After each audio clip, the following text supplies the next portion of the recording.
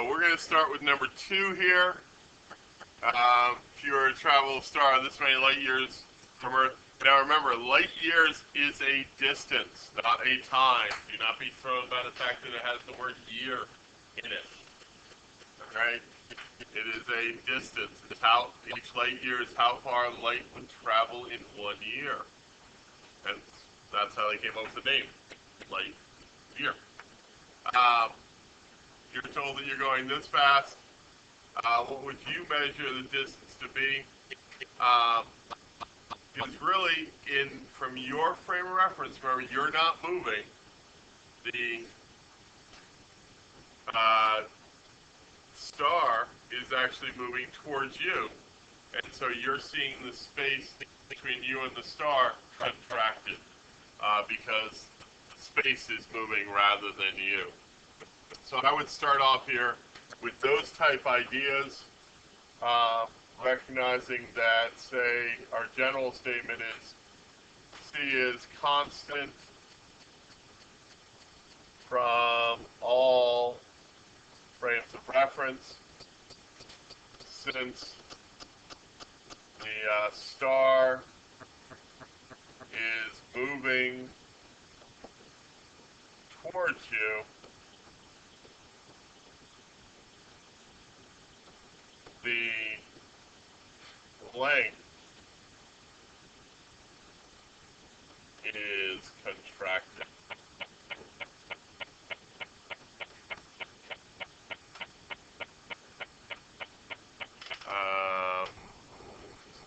Let's see if there's anything else we really need.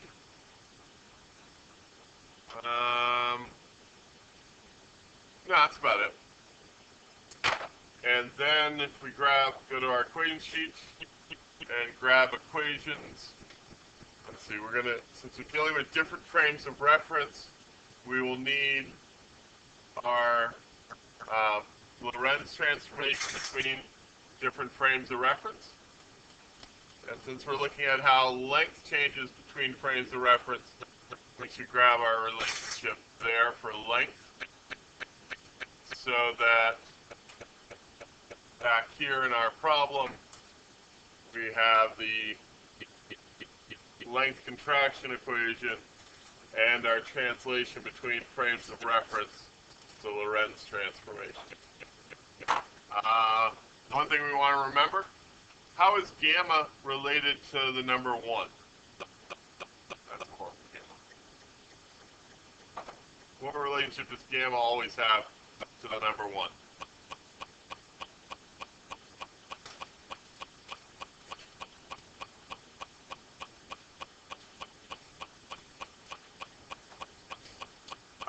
What relationship does gamma always have to the number 1? Equals and suggest? No, but good try.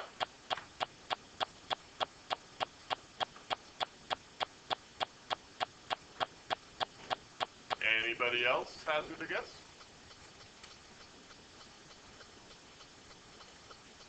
All right. Well, let's go through it again then. This has been a couple of days. So, the fastest we know something can go is the speed c. So, we know that v will always be less than c. So if I take a number v that's less than c and put it over c, am I going to get a number greater than, equal to, or less than 1? If a smaller number is over a bigger number, greater than 1, less than 1, or equal to 1? Guys, you may want to pay attention to this. This is a generic thing, and since you weren't able to right away remember this, it'd be good to refresh it in your mind. All right? So if I have a number less than 1, less than c over c, I get a number less than 1. Less than 1. Smaller over bigger gives less than 1. 1 minus a number less than 1. Less than 1, greater than 1, or equal to 1? Less than 1, right? Because 1 minus a number less than 1 would be less than 1. Square root of a number less than 1. Less than 1. Good. 1 over a number less than 1. Greater than 1. Greater than 1, because it's inverted. Always think opposite. So that means that gamma is always greater than 1. That logical step through. Good. So if gamma is always greater than 1, how is L related to L naught?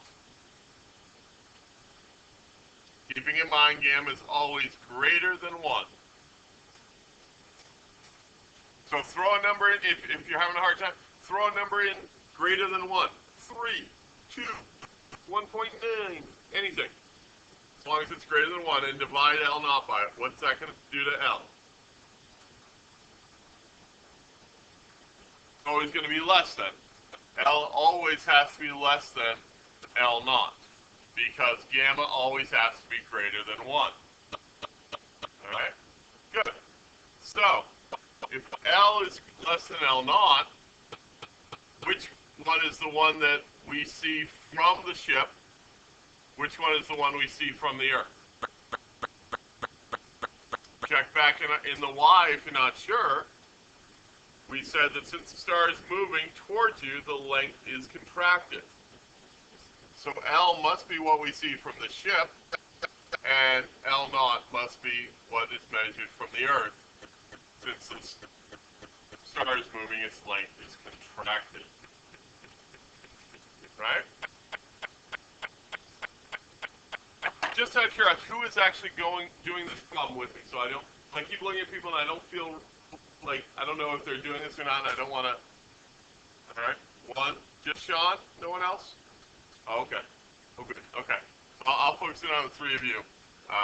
Good. So now it's really just a matter of substituting in. I know L is from the ship, so that's the one I'm looking for. If I take L naught and I divide it by gamma, that's like multiplying by the bottom of gamma. My L naught for me is 91 light years. Square root. I better move that whole thing over. Of, let's see, 1 minus whatever my velocity is.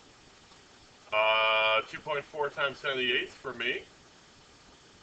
2.4 times 10 to the 8th meters per second. Economy squared over c squared, and c is 2.9979 times 10 to the 8th. I actually have that stored in my calculator, so I don't have to worry about it every time. And then I just use my calculator. Right? That would be the speed of light. So if I plug that into my calculator, I get 91 square root 1 minus parentheses 2.4 e to the 8th divided by c. I'm going to actually square that afterwards, square those two together rather than squaring them individually. Mathematically, it's the same function. And so I end up with that from my ship, the star is only 54.5 light years away, which is good since I know less time passes on my ship. So I need to travel less of a distance since less time passes. What is what right where, Sean? Yes. If you look on your equation sheet, you'll find the speed of light. It's listed on the back of your rubric in our facts and figures. No, but you're welcome to borrow my calculator. All right, moving on to number 3. 3 is basically the same, almost same exact problem as number 2. In that you're looking from the Earth and from a different frame of reference, the one that you're in, at the same star. And this time, though, they've just switched up what information they supplied. Or before they supplied how far away the star was and what rate you're moving at. In this case, they supply how far the star is measured away in the Earth's frame of reference and how far the star is measured away in your frame of reference They're asking you either how fast you're seen moving from the Earth's frame of reference, or how fast you see the star moving towards you. Either way, you can think about it. So the y, if you were interested in the y, look back at number 2. And it's the same concepts in the y, because it's really the exact same problem, just from a different perspective. So equation-wise, we're going to grab our same equations here that we had last time. That's absolutely a horrible grammar.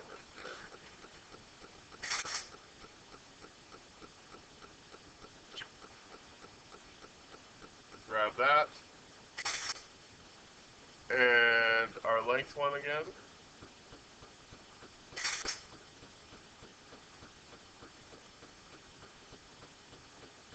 Now, if you look, they asked for the answer, the speed that you're traveling at, in terms of the speed of light. So really what they're asking you to find, if you think about it, and I'll do this right over here just because I have space. They're saying b equals some value c. So they're asking you for the coefficient, 80%, 0.8 for 80%, 0.9, something like that. If you want to get that value, I really think about it as b over c equals whatever that coefficient is going to be on c. I just divide both sides by c and I end up with that. So when I'm looking at my gamma here, I actually think of my gamma as 1 over the square root of 1 minus b over c quantity squared. And I'm thinking of v over c as a single variable to solve for.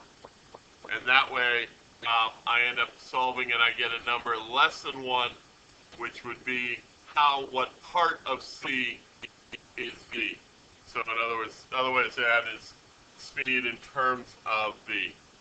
So you're going to use the same setup, that L equals L naught square root of 1 minus v over c quantity squared. And just like last time, substitute in correctly for L and L naught. And I would solve for v over c mathematically rather than trying to solve for v. And you should come up with a number less than 1 and be able to put that in. And that's how fast you're going in with respect to c. All right? So let me know if you need help individually with that one. Or look back to your number 2 for mathematical help on that also. All right, so we're looking at number 5, the spaceship traveling at high speed relative to Earth measures his shape. So that's the measurement of the ship in the frame of reference of the ship. And the 25 minutes is also on the ship. And then they're asking us to look at what are those measurements as taken from the Earth. So your y, check over, it should include things like speed of light is constant from all frames of reference, and length contracts in moving frame of reference. So as the Earth looks up at this ship, they're going to see the ship shorter because it's moving with respect to them, and less time passes in moving frame of reference. All right. So equation sheet wise, let's see what we need here. We're looking at different frames of reference, so we need our Lorentz transformation. We're looking at both time and lengths. Whoops. We use that to grab the time because I messed up. Grab the length. And then we'll grab the length also.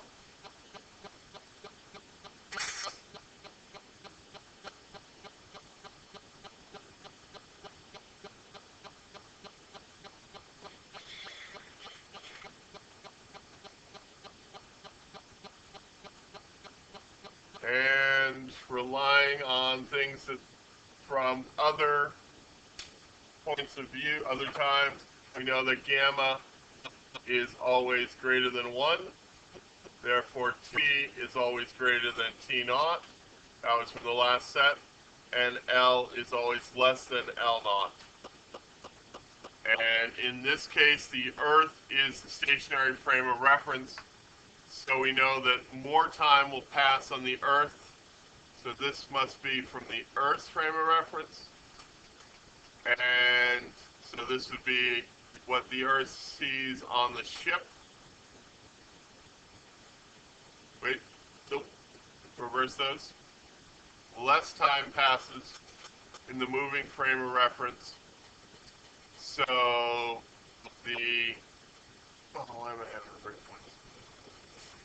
So the Earth and the ship, and then the ship is shorter.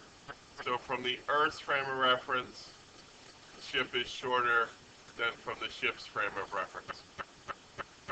All right, and now it's just substituting in, just like you've done before.